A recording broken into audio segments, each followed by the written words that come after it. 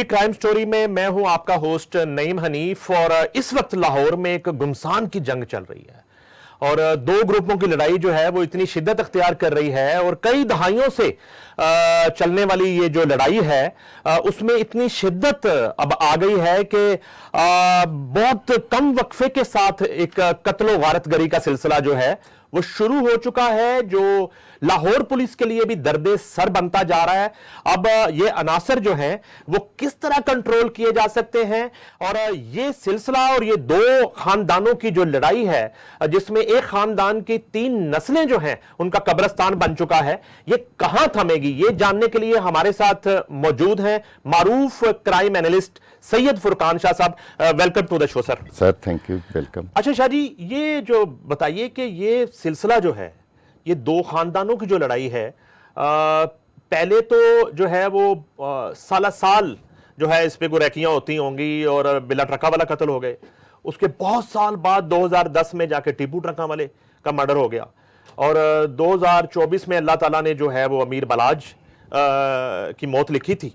और अब तो जो है वो कंसेक्टिव ये वाकयात शुरू हो गए। उसके बाद एहसन शाह का वाकया होता है, एहसन शाह के बाद जावेद भट्ट जो हैं, तीफी भट्ट जो हैं, उनके बेनोई हैं। तो यहां से आगाज करते हैं, आप जावेद भट्ट के कत्ल को कैसे देखते हैं? मैं इसको कहूंगा कि अब ये इस दुश्मनी में डर्टी गेम शुरू हो गई है।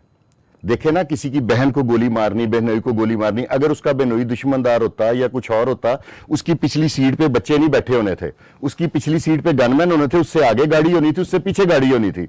वो एक देखे ना दुश्मनी, अगर मेरे किसी अजीज को दुश्मनी वाला है तो उसमें मेरा क्या कसूर है?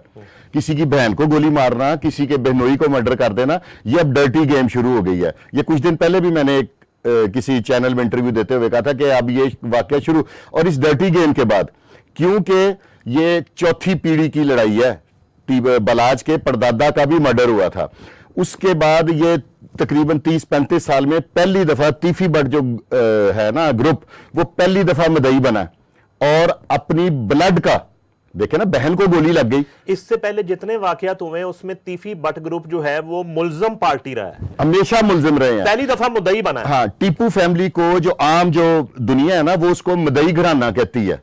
तीफी भट्टों ने मुल्जम पार्टी रहे हैं। अब तीफी भट्टों ने जौन से है ना ये बन गए हैं मदई, और इन्होंने अपनी जिस पर्पस के लिए बंदा मर्डर करता है ना, आप ये देखें कि मैं इचरा वाली साइड का हूं रहने वाला, वहां पे एक हमारे इलाके में होते थे छुरी मार। जब हम लोग बचपन में उन्हें देखते थे, उनका काम था 1, 2, 3 महीने बाद वो किसी ना किसी रेडी वाले को, किसी गोश्त वाले को, किसी फल वाले को 2-3 महीने बाद मारते थे। मैंने एक दफा उनसे पूछा कि भाईजान आप ये क्या करते हैं? उसने कहा कि यार हमने इलाके पे अपनी धाक बना के रखनी है। पहले जो मर्डर है ना वो धाक की वजह थी कि भी ताकि शाहलमी एक बहुत बड़ा ना गोल्डन एरिया, जिस तरह लाहौर डाकुओं के लिए है ना एक अच्छी शिकारगाह, जगह जगह पेटीएम मशीनें हैं, कमजोर से कमजोर डाकू, जाली पिस्तौल वाला भी 1,50,000 की डकैती कर लेता है। असूलन डकैती करने के लिए अगर आपने 50 लाख की डकैती करनी है तो 15 लाख आपके पास होना चाहिए, आपके पास गाड़ी होनी चाहिए, कुल लाख रुपए के कम से कम 3 बंदों के पास पिस्तौल होने चाहिए, पूरा तैयारी होनी चाहिए। यह भी एक इन्वेस्टमेंट है। जावेद भट्ट के कत्ल के पीछे इन्वेस्टिगेशन के बाद तो जाहिर बात है असल नाम आ ही जाएंगे। आपका तजुर्बा क्या कहता है, ये कुछ तीसरी पार्टी भी फायदा उठा सकती है या वाकई जो नामजद मुल्जमान है, इस वक्त कैसर भट्ट पे पर्चा हो गया है और टीपू ट्रका वाले के छोटे बेटे अमीर बलाज के छोटे भाई अमीर फतेह को नामजद किया गया है, तो इस FIR को कैसे देखते हैं? मैं इसको ऐसे देखता हूं, मेरी नाकस इतला के मुताबिक इनकी अब फिर सुलह की बात चल रही थी, लेकिन ये जो इचरे में FIR हुई है ना 506B की और 25 टेलीग्राफ एक्ट की, और आम लोग इसे कह रहे हैं कि ये FIR मामूली है। 506B नॉन बेलेबल ऑफेंस है। 25 ऑडियो लीक की बात, ऑडियो लीक वाली जो FIR है, उसके बाद ये खटाई में पड़ गई। फिर ये एहसन शाह वाला इससे पहले जो वाकयात हुआ उसके बाद भी खटाई में पड़ गई। अब मेरे अकॉर्डिंग टू माई असेसमेंट कि कोई तीसरी ताकत है, क्योंकि इन घरों की दुश्मनी की वजह से बड़े लोगों का रोजगार चल रहा है। वो कैसे? 25-25 गनमैन है, वकला हैं, पुलिस है, ये है वो है। देखे ना, जब मुझे पुलिस से काम ही नहीं पड़ेगा तो मुझे उनसे ताल्लुक रखने की क्या जरूरत है? जब मुझे पता है मुझे कल भी काम पड़ सकता है, मैं उनसे ताल्लुक रखूंगा, मैं उनके अच्छे, यानी कि दो खानदानों की लड़ाई जिसमें जाने जा रही हैं, कत्ल हो रहे हैं, हाँ जी, हाँ जी, उस वो लोगों के रोजगार का जरिया बना दुश्मनी। हाँ जी, असले वाले का असला बिक रहा है, पुलिस वालों का है, वकला का है, अदालतों में जा रहे हैं, ये हो रहा है, सिक्योरिटी गार्ड रखे हैं, असला खरीद रहे हैं, ये हो रहा है। और ये हैरत अंगेज बात है ना। अब इसमें ये मैं आपको ये भी मेरी प्रेडिक्शन कह लें, मैक्सिमम विद इन 10 डेज ये ट्रेस हो जाएगा, क्योंकि पुलिस ने रात से ऐसा वर्क किया है कि वो शूटर जौन से है ना, वो जिधर जिधर से गुजरे और जहां पे एंड जिस एरिया में एंटर हुए हैं वो सारी सीसीटीवी फुटेज निकाल ली गई है। जावेद भट्ट के कातिल जो हैं, असल कातिल जो शूटर हैं, वो अगले 10-15 दिन में ट्रेस हो जाएंगे। कंफर्म। आप इससे प्रीवियस देखें ना, पुलिस एक टेक्नोलॉजी के तहत काम करती है। आप मुझे कोई भी फेमस मर्डर, फेमस रॉबरी, कोई हीनियस क्राइम, एक पिछले दिनों किसी का बच्चा अगवा हो गया था जो बाद में इनकाउंटर में मर गए थे, जिसमें वो एक खतून घर की इन्वॉल्व थी, वहां तक पुलिस पहुंच गई थी। इस तरह के जितने भी ये कांस्टेबल शहीद हुआ था डॉल्फिन का बेदिया रोड पे, वो मुल्तान का था बंदा, कहां का था जिसने उसको शहीद किया था, पुलिस ने पकड़ लिया। फुरकान शाह साहब, आप ये खबर दे रहे हैं कि अमीर बालाज के कत्ल की, हाँ जी, अमीर बालाज खानदान तीफी भट्ट खानदान के साथ सुलह कर रहा था। सुलह की बात चल रही थी। बात किसकी चल रही थी? मसलन तीफी, उधर से तीफी भट्ट की बात चल रही थी, तीफी की, और इधर से उसकी वालदा की, बलाज की। अच्छा, हाँ, बीच में कुछ लोग अमन पसंद होते हैं, कुछ लोग चाहते हैं। मेरी ये ख्वाहिश है कि डर्टी गेम खत्म होनी चाहिए। अब ये देखे ना, एक बहन है, वो तीफी भट्ट की हो, वो कैसर भट्ट की हो, वो बलाज की हो, वो किसी की भी हो, वो सबकी बहन होती है। जो माँ है वो भी सबकी। वो बेशक एहसन शाह की माँ है ना। अब देखे ना, एहसन शाह की छोटी सी गलती से उसकी मां को भी जिल्लत का रुसवाई, उसकी बीवी पे भी पर्चा, उसके भाई भी जलील हुए। छोटी सी गलती है, छोटी सी ख्वाहिश को अगर आप दबा लें तो आप पुरअमन जिंदगी गुजार सकते हैं। एहसन शाह किरदार क्या था? और ये जो वो टीम बना रहा था कि मैंने टीम बना ली है, मैं जेल का बहुत बड़ा फनकार बन गया हूं, और शूटर्स की टीम थी वो। एक तो एहसन शाह का किरदार क्या था, ये कौन था? और दूसरा, ये शूटर किस बला का नाम है? ये कहां से मिलते हैं? किसी मेडिकल स्टोर से मिलते हैं शूटर, अगर जरूरत पड़ जाए किसी को तो? आज ये फैक्ट्री कहां पे है, बनते कहां पे? ये फैक्ट्री आजकल बन रही है हर एरिया में। अच्छा, आप किसी भी शूटर को पकड़ें, उससे पूछें कि तुमने, या डाकू को भी पकड़ लें, डाकू भी शूटर में कन्वर्ट हो जाते हैं, शूटर डाकुओं में कन्वर्ट हो जाते हैं। अच्छा, उनसे आप पूछें, आपने ये ना इंडियन फिल्मों में होता था कि माँ बीमार है, उसने उसके इलाज के लिए किसी से पैसे छीन लिए। ये लाहौर में कम से कम ये नहीं हो रहा। जितने भी शूटर आपसे पकड़ेंगे ना, वो तमाम शूटर पुलिस ने प्रीवियस रिकॉर्ड निकलवा लें। वो आइस के नशे के लिए, हेरोइन के नशे के लिए, उसके बाद ये जुआ खेलने के लिए, जुए के लिए, और ये कुबा खाने, गेस्ट हाउसेज, इस तरह की जगह के लिए पैसे नहीं। ये ट्रेंड होते हैं, इनको ट्रेनिंग कहां पे दी जाती है? ट्रेनिंग कोई भी नहीं होती। स्कूल है, शूटर स्कूल है। जब एक आइस पी लेता है ना बंदा, ये क्या देखते हैं कि मसलन मेरे साथ 10 गनमैन है, ये ऐसे ही मुझसे इंस्पायर हो जाते हैं।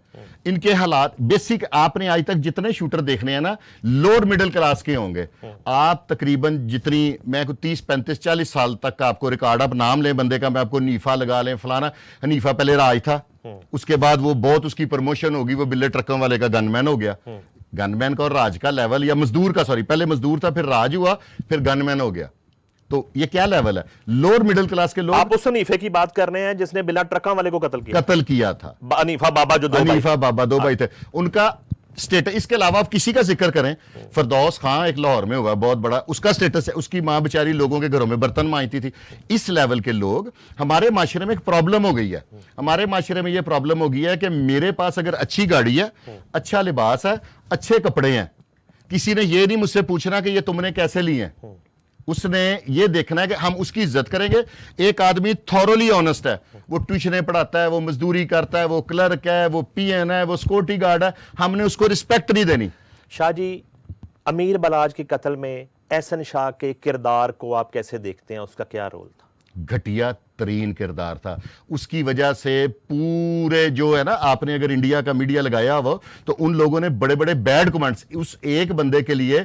हम तमाम पाकिस्तानियों पे, ठीक है, पाकिस्तान में कोई मुसलमान होना या नॉन मुस्लिम होना, अकलीती होना, कोई प्रॉब्लम नहीं है। पाकिस्तानी, सबसे पहले पाकिस्तानी, उन सब पे पूरे वर्ल्ड ने थू थू किया। और जो हमारे साथ मुखालफत रखते हैं, जो भी कंट्रीज हैं, उन सब ने इस इशू को बहुत हाइप दी है कि देखो ये कैसे पाकिस्तानी लोग हैं, चंद रुपयों की खातिर किस हद तक गिर जाते हैं। ये जो उसके साथ हुआ है ना, वो मकाफत अमल है। ऐसा ही होता है। इससे पहले आप देख लें हिस्ट्री में, मैंने आज तक, आप मुझे बता दें कि किसी डाकू का, किसी शूटर की आपने कोई बिल्डिंगें देखी हो, कोई प्लाजे देखे हो, जब भी देखेंगे आप देखेंगे ये चने बेचता था, इसने ये प्लाजा खरीद लिया, ये बिरयानी बेचता था फलानी जगह पे, अब ये इस मार्केट का मालिक है। हलाल में बरकत है। ये टोटल ये फॉर द टाइमिंग साल, 2 साल, 2.5 साल, 3 साल। एहसन शाह की जिंदगी 14 साल है। इससे पहले इसने एक सदीक ट्रेड सेंटर से दिहाड़ी लगाई थी, वो कोई प्रॉपर्टी के लेवल की, जिससे इसने फॉर्च्यूनर खरीदा था। वो क्या दिहाड़ी थी? वो कोई प्रॉपर्टी की थी, कुछ जाहिर है वो अड्डे को इस्तेमाल करता था ना, उसको बलाज अपना सका भाई कहता था, उसको वो तमाम सहूलतें दस्तयाब थी जो बलाज के भाइयों की थी। वो गनमैन शो कर सकता था, उस डेरे पे फैसले कर लेता था, उसको बहुत ज्यादा। जब देखे ना, जब मेरे वो इस दोस्ती को मिसयूज कर रहा था, मिसयूज कर रहा था ना, मिसयूज कर रहा है ना, बलाजों ने कौन से को कब्जे करते थे। अब देखे ना, इंसानी फितरत है। जब मैं छोटा था ना, तो मेरी ख्वाहिश थी कि मुझे सिर्फ 2 पहियों वाली साइकिल मिल जाए ना, तो मेरी जिंदगी में सुकून आ जाए। जो ही वो मुझे मिल गई, कोई 1-2 साल गुजरे, मैंने कहा नहीं, मैं तो थक जाता हूं, मेरे पास मोटरसाइकिल होनी चाहिए। फिर मोटरसाइकिल के ग्रेड बढ़ते रहे, फिर मेरी ख्वाहिशात बढ़ गई, मैंने कहा मेरे पास गाड़ी होनी चाहिए, फिर गाड़ी आ गई, फिर मैंने कहा ये नहीं वो, यही पोजीशन उसकी थी। वो फॉर्च्यूनर पे मुतमिन नहीं हुआ। अमीर बलाज मर्डर हो गया, एहसन शाह को रास्ते से हटा दिया गया। अब जो है, आपने शुरू में बात की कि एक बड़ा करीबी रिश्ता है ख्वाजा तारीफ गुलशन और तीफी भट्ट का। उनकी हमशीरा जो हैं वो जख्मी हुई और बेनोई जो है वो मर्डर कर दिए गए। अब जो है, जो आप बता रहे हैं, जो आपकी इतला थी कि मामला सुलह की तरफ जा रहा था, एक बैकडोर जो है वो कोशिश शुरू हो गई थी, अब ये सिलसिला किस तरफ जा रहा है, ये कहां जाके रुकेगा, और पुलिस जो है वो किस तरह लाहौर में इस तरह की आग को बुझा पाएगी और क्राइम को कंट्रोल कर पाएगी? अब मुझे नहीं लगता, अल्लाह करे कि मेरी बात 100% गलत हो, तीफियों ने पहली दफा मदई बने। उनकी एक धाक जमी हुई थी अंदरून शहर पे, पूरे लाहौर में, बल्कि मैं तो कहूंगा पाकिस्तान में। अगर अब वो इसका कंप्रोमाइज कर लेते हैं, या इसको सरेंडर कर जाते हैं, या इसको उस हिसाब से नहीं देखते, तो मैं नहीं समझता कि उनकी ये जो 30 साल की मेहनत है, जो हर 5 साल 10 साल बाद एक मर्डर करके वो अपना एक प्रेशर बिल्ड किया हुआ था उन्होंने, वो उनका बरकरार रहेगा। और दूसरा, जिस एरिए से वो बिलोंग करते हैं अंदरून शहर से, वहां पे लोग जीने नहीं देते। वो देखो जी पहलवान जी साड़ी भैन नू, वहां पे एक स्टाइल है ना ये वाला चलता, तो वो कभी भी नहीं स्पेयर करेंगे। मैं नहीं मानता। हां, अगर इसमें, मुझे अल्लाह के घर बड़ी उम्मीद है कि पुलिस इसमें असल कातिल पकड़ ले और पीछे से पता लग जाए ये किसने कराया। तब अगर पीछे से करवाने वाले यही खुद निकले अड्डे वाले, मेरा ज़हन मानता नहीं है फिलहाल, लेकिन वो जो कैसर भट्ट फैमिली है उनके साथ आने से माइट भी पॉसिबल। इंसान है ना, रिवेंज, क्योंकि पहले भी आपको पता है कि एक दफा तीफी भट्ट की और इसकी सुलह हो रही थी बलाज की। वो सुलह खराब करने में 99% एहसन शाह का हाथ है, क्योंकि इसने जाके ऑडियो सुनाई थी, वीडियो सुनाई थी, ये खुद ही उसको हाइप देता था बलाज को कि देखो यार हमारा बाप तुम्हारा मार दिया। वो फिर जाहिर है जिसके बाप की बात करेंगे वो इस वक्त आप तीफी भट्ट साहब का अगर कोई नंबर हो उनसे आप बात करें तो वो कोई सॉफ्ट लैंग्वेज यूज करेंगे। वो भी तो सख्त है, जिसका बहनोई मार दिया, उसका बाप मारा था, वो सख्त बोलता था। वो उसने ऑडियो सुना दी, वीडियो दिखा दी, उसकी वजह से उसने एक बहुत बड़ी प्लानिंग की अपनी तरफ से। एक प्लानिंग वो है जो मैं करता हूं, एक प्लानिंग वो है जो ऊपर बैठा करता है। बलाज का तो वक्त मुकर्रर था, लेकिन साथ ही अल्लाह ताला ने एहसन शाह का वक्त मुकर्रर करके हमारी इज्जत बचा ली, पाकिस्तानियों की इज्जत बच गई है। ये ठीक है, इंसान का मरना एज ए ह्यूमन बीइंग गलत हुआ, उसकी मां के नजरिए से देखें, लेकिन इतना गलत भी नहीं हुआ। अच्छा, आप मुझे ये बताइए कि मैं being a citizen, being a शहरी, मेरा क्या कसूर है कि एक शहर में एक अजीब खौफ फैला हुआ है, एक खौफ व हरास है। जिस शाहरा पे जो है वो मर्डर किया जाता है, उस शाहरा पे बहुत से लोग और भी हमारी तरह के अपने बच्चों को स्कूल से लेने जा रहे थे, और अचानक पता चलता है, और स्कूल के बच्चों की वैन्स गुजर रही हैं, अचानक पता चलता है कि वो सामने वाली जो गाड़ी जा रही थी उस पर फायरिंग हुई और उस पर एक बंदे को कत्ल कर दिया गया है। यानी कि पुलिस जो है वो कब सही मानों में इस शहर का अमन लौटा सकती है, उसका तरीकाकार क्या है, आपके तजुर्बे से पुलिस को क्या करना चाहिए, और अगर इस तरह के 2 खानदान हैं, 2 गिरोह हैं और वो लड़ना चाहते हैं, मरना चाहते हैं, तो उनको किसी इलाका गैर में भेज दिया जाए, वहां अपना शौक पूरा करके आ जाए। मेरे पास बेहतरीन तरीका है। अगर ये इस पे सबसे ज्यादा जो इंप्लीमेंट करवा सकते हैं वो डीआईजी ऑपरेशन करवा सकते हैं। उसका ये तरीका है, आप देख लें प्रीवियस हिस्ट्री में कि आज तक जितने भी डाकू शूटर मरे हैं वो जुए का शौक है, उन्हें मनशियात का है, या वो तीसरा शौक है। पुलिस जो ये है ना, ये सोशल क्राइम इसे हम कहते हैं, ये सोशल क्राइम अगर पुलिस डीआईजी ऑपरेशन साहब सीरियसली इसको खत्म कर दें, आप जुए को खत्म कर दें। डकैती क्यों हो रही है? जिस इलाके में ज्यादा डकैती होती है ना, आप मेरे साथ शर्त लगा लें, आप मेरे साथ चले, मैं वहां पे 2-3 आपको जुए दिखा दूंगा। जिस इलाके में ज्यादा क्राइम की रेशो बढ़ जाती है ना, किसी भी थाने की हदूद में, उस इलाके में मनशियात बहुत ज्यादा बिकती होगी। जिस इलाके में बहुत ज्यादा क्राइम होता है, वहां पे बहुत ज्यादा ये गेस्ट हाउस और ये कुबा खाने वहां पे वाफर मिकदार में आपको मिलेंगे। इसकी वजह मैं आपको बताता हूं। जब एक क्रिमिनल जुआ खेलता है, आगे से जुए वाले जो जुआ खाने वाले हैं ना, वो भी डाकू हैं। इसमें हमारी एक मैं बात बीच में चेंज करूंगा कि इसमें गवर्नमेंट को भी थोड़ी सी फेवर देनी पड़ेगी, एक लेजिस्लेशन करनी पड़ेगी। लेजिस्लेशन क्या करनी पड़ेगी? जैसे अब मनशियात में किया है 9B और 9C। 9B non bailable offence है, 9C नॉन बेलेबल ऑफेंस है। जो जुआ खेलता है उस पर कोई 9B की दफा लगे, उसकी बेल हो जाए, लेकिन 8-10 दिन बाद, ये जो अगले दिन बेल हो जाती है ना, इसलिए जुए वाले इसको माइंड नहीं करते। पुलिस 5-5 छितर भी मार दो, कहता है उन्होंने आगे से अल्फाज बनाए हुए हैं कि पुलिस दा मारिया ते चिक्कड़ दा तिल क्या। ये तो कोई बात नहीं ना। शूटर कितने का मिलता है? ये क्या इन पहलवानों के डेरों पे, बदमाशों के डेरों पे क्या उनके ऑडिशंस होते हैं? वो कोई पहले कोई फायरिंग करके भी दिखाते होंगे कि इसको फायरिंग करनी आती है, इसका निशाना ठीक है नहीं, और क्या डील क्या होती है? शूटर मिलता कितने का है? प्रीवियस रिकॉर्ड देखते हैं। अच्छा। अब जैसे एहसन शाह ने इतना बड़ा काम किया था, इसको शहीद, मैं तो कहूंगा बलाज को शहीद करवाया था। उसके बाद जब उसने जेल से आना था ना, उसने अंदर एक नेटवर्क तैयार कर लिया था। जेल एक ऐसी अजीब सी है, जेल इंस्टीट्यूशन ऑफ क्राइम है। आप नोट कीजिएगा कि जहां पे बंदा जब जेल जाता है ना, जब पहले एक कत्ल में जाता है ना, उसके बाद जब वो आता है, फिर वो जब दोबारा जाता है तो उससे ज्यादा केस। अच्छा, सजा में इस्लाह नहीं होती? ना ना ना ना, वो जो सजा काट रहा है उसमें वहां इस्लाह नहीं हो रही? ना ना ना, वहां पे रिस्पेक्ट उस बंदे की होती है जिसके ज्यादा केस है, जो ज्यादा पॉपुलर क्राइम करके आता है। उसको पहलवान जी तो चौधरी साहब लोग कहते हैं ना। इस तरह जे अपना प्रीवियस रिकॉर्ड बताते हैं कि वो पूछते हैं जी ये मुंडा जी मैं लेके आया वहां, जैसे चौधरी अरशद अमीन ने आबद चौधरी को कत्ल कराया था, उसमें मेन जो शूटर था वो मुश्ताकी था। उसको क्यों उन्होंने कहा कि तुम गोली चलाओगे? उसका प्रीवियस रिकॉर्ड चेक किया उन्होंने कहा जी मैंने उधर कत्ल किया, मैंने क्लाशन को यूं ब्रस्ट मारा तो 4 बंदे मार दिए।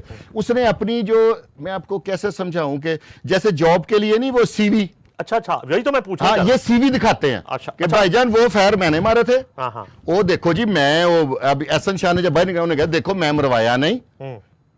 ठीक है। अच्छा, ये सीवी होती है? इनकी सीवी होती है कि ये मैंने इतने मर्डर करवाए हैं, मैंने इससे पहले वो फायर मारे हैं, मैंने वो फलाना नहीं सी कत्ल बड़ा मशहूर।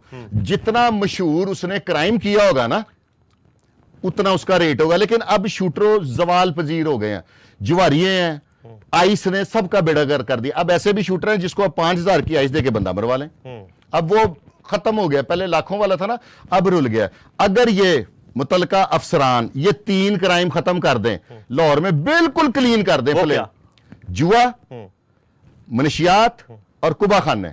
जिस इलाके मैंने आपको बात करने लगा तो बीच में हमारा टॉपिक चेंज हो गया कि जब एक क्रिमिनल जुआ खाने पे जाता है वो हार जाता है, उसने जब वापस जाना है ना, उसने वहां से निकल के अपनी स्ट्रेस दूर करके उसने जाना है नशा करने के लिए।